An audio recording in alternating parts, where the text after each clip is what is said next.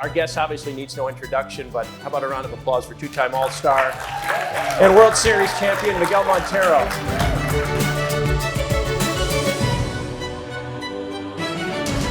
Miguel, thanks again for doing this morning. Thank you guys for having me. It's an honor to be here again, and how to forget all these fans though. It's we got a few things we want to run through and just catch up with Miguel and see what he's been up to.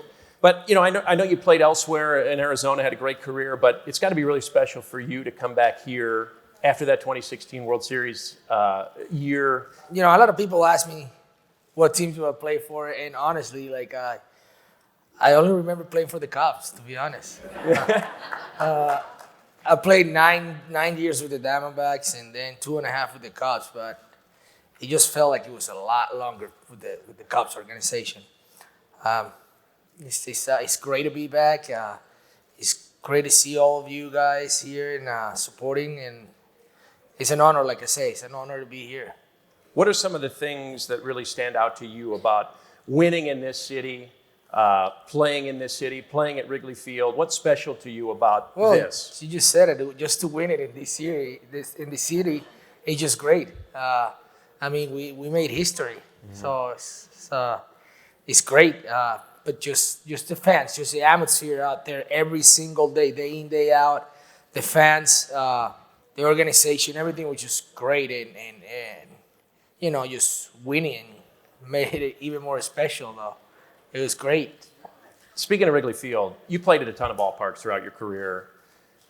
What are some of the quirks from a player's point of view and a catching perspective that Wrigley maybe had or you had to deal with there and you didn't have to deal with in some other places? Anything weird about the ballpark itself What years are we talking about? The years with the old clubhouse or the new clubhouse? Well, either. Because it was just every time as a visiting coming to Chicago, we're like, man, we love the city, but we hate playing in here. We have to go through that clubhouse. We have to, but now the new clubhouse and, being as a playing for the home team, it was totally different because, we didn't like to play that many day games. Mm-hmm. But when you get used to it and you have to play that many day games, it was like, I actually loved it after that. It was like, I don't want to play any night games. And it was like an office job, 9 to 5. Yeah. So it was great. I have time to go to dinner with the family. But, the stadium it was excited to play as a visiting here because it was always packed. And when you play, you want to play in front of a good crowd because it's exciting. It gets you going. Mm-hmm. So we always liked coming here as a visiting. And as a home, obviously love living here for 6 months of the year. Yeah. You grew up in Venezuela. What was life like for you as a kid there? Well, playing baseball every weekend, going to school. It was like normal life though, like everybody else. Like you have to go to school, do the homework, then you can go practice. I grew up in a great family and always really, like they really wanted me to go to school instead of playing, and didn't work out though. Yeah. So, but it was, coming back, when I was 17 and I signed and I come over here, it was just, it was a great experience. Baseball in Venezuela is a huge deal. I mean, it's king. It's the game. The game. It's the only thing we know how to do, I guess. We had a friend from there who lives in the States now that said for the 3 or 4 months during the winter leagues when there's baseball in Venezuela, the country has a completely different vibe. Yeah, well, not nowadays because all the situation, I don't know if you guys are aware, all the situations going on in Venezuela. But yeah, it used to be amazing. It was, for us, playing here in the U.S. and then go down there, we found it even more exciting playing winter ball than even here.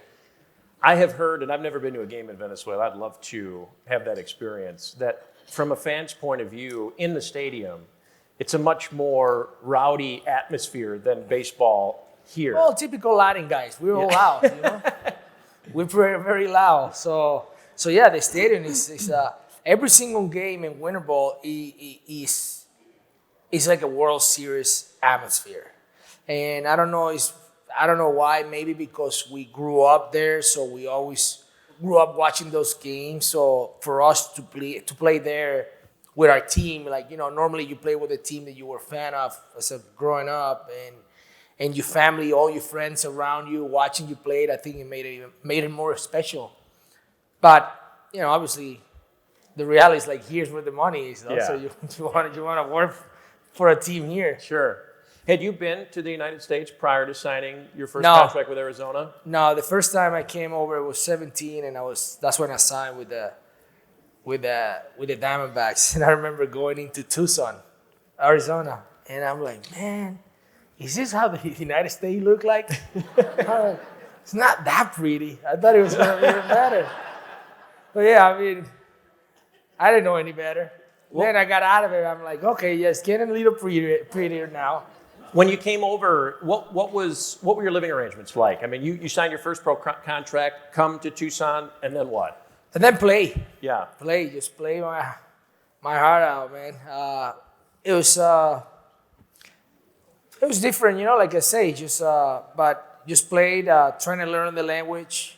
That was kind of my number one goal, because as a catcher, I have to communicate. So I was always watching TV in English, always trying to read in English, and I was always hanging out with the American guys. So I have to force myself to speak the language. And 6 months later, I was having a little conversation. I was having 5 minutes conversation with guys. Yeah. And then I had to put another quarter on because my English was gone. I didn't have anything on left. You said that learning English was one of your main goals coming here, even above your baseball goals, which I think is so admirable. You realized how important that was, whether baseball worked out or not. Yeah, of course, because playing in the big league is not guaranteed. It's not really up to me, because you can be really good, but in the end of the day, if they really like you, that's when they're going to move you up. If they don't like you, they might let you go. It's not really something that I could control, but English was one of them that I could learn it and control what I can do. And that's what I figure if I learn the language, and if I don't make it to the big league, but I speak English, I can find a job as a bilingual, as a translator or something in the game, a scout or something. So I was like, I want to stay in the game some way, somehow, so better learn it. Mm-hmm. You guys speak dual languages at home with your family and kids? I speak Spanish with my kids. My kids speak English to me. I'm like, no. They don't want to speak Spanish, man. I don't know. They understand everything, but they don't. Any of you guys have any idea how to teach him? Because I'm trying, and I'm pretending I don't understand what they say, and they're like, oh, Dad, we know you understand. And they understand everything you say in Spanish. And they understand everything I say. Yeah. But they're smart. Like every time they with my mom or my mother-in-law, they don't speak English, so they have to speak Spanish to them, and they do it, but it's not good. It's like a little broken Spanish. I'm like, man, how did that happen? You had an incredible career switch after your playing days, which I want to talk about in a minute. But I have to circle back real quick to 2016 World Series. Obviously, for this whole city, it was such an amazing experience. So thank you for taking us all along for the ride, first of all. Awesome.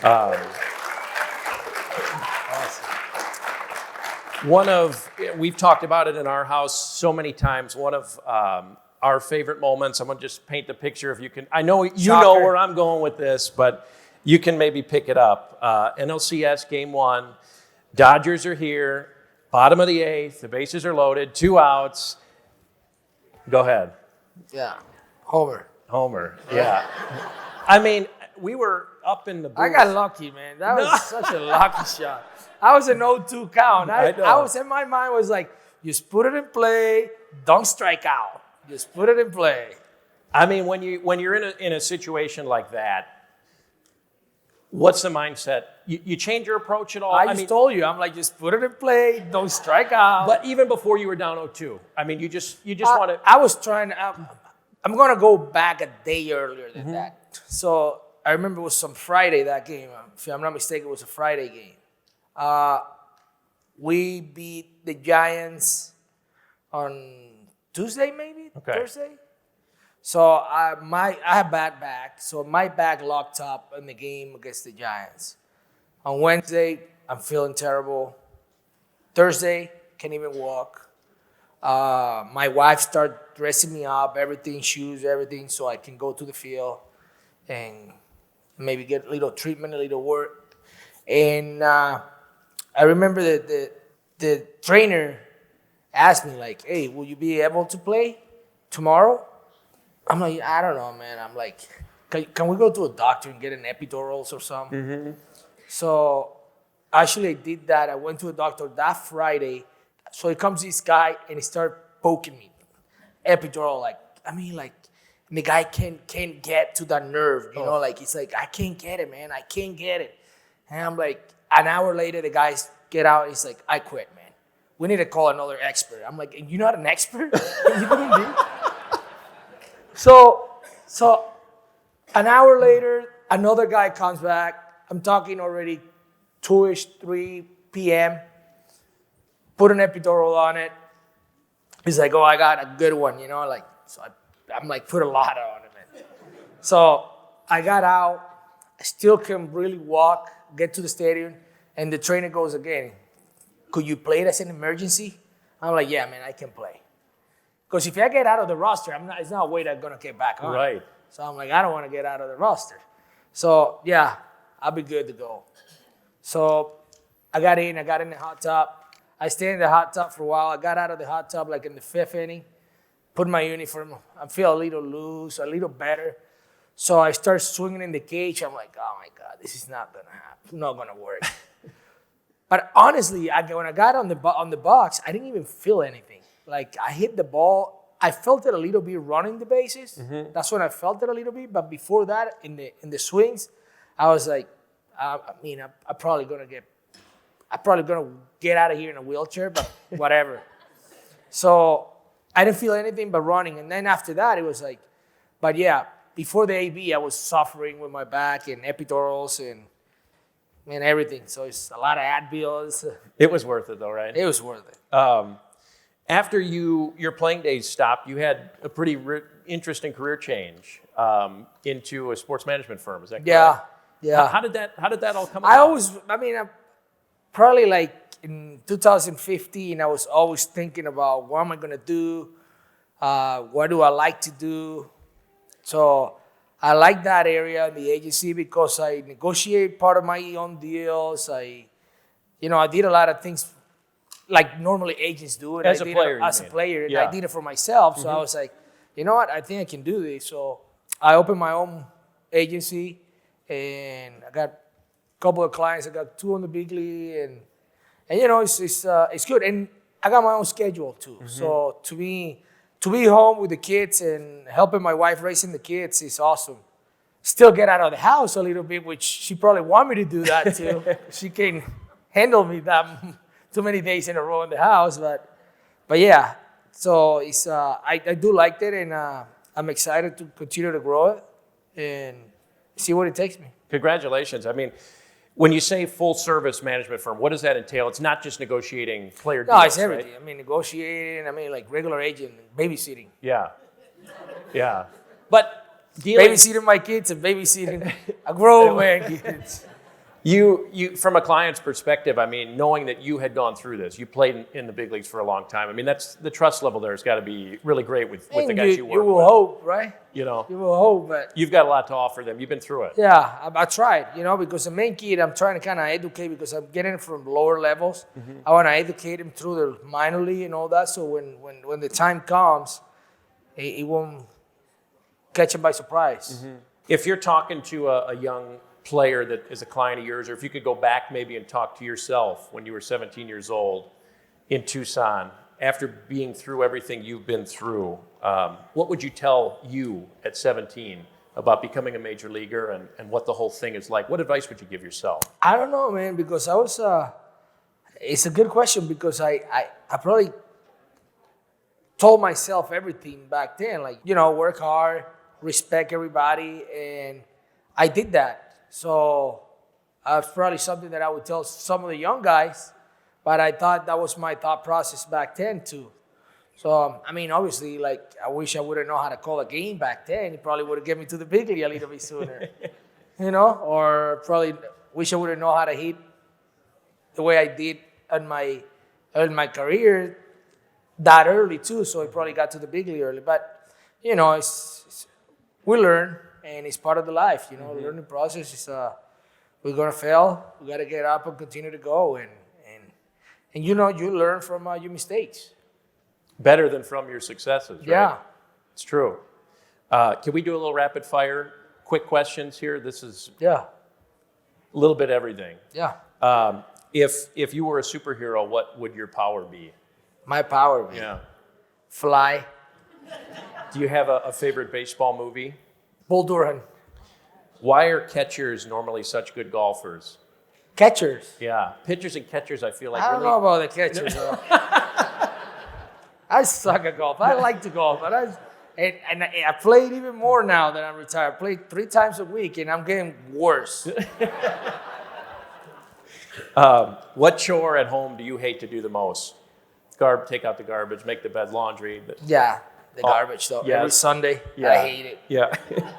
That is a bad one. Yeah. Before baseball, growing up, maybe Soccer. during your minor league days. Yeah. Soccer. How about the worst job you ever had outside of sports? No, I didn't have fireworks. I used to sell fireworks. Did you? But I liked it. You liked so it. I won't say it was the worst. I mean, it was worse than baseball. Yeah. But I like doing it. Yeah. Miguel, thank you so much for sitting Thank down you. with us today. Thank It was you. a pleasure. How about a round of applause for Miguel Montero? Thank you. To see more of my interviews with former Chicago Cubs and other great Cubs content, be sure to subscribe to the Chicago Cubs YouTube page.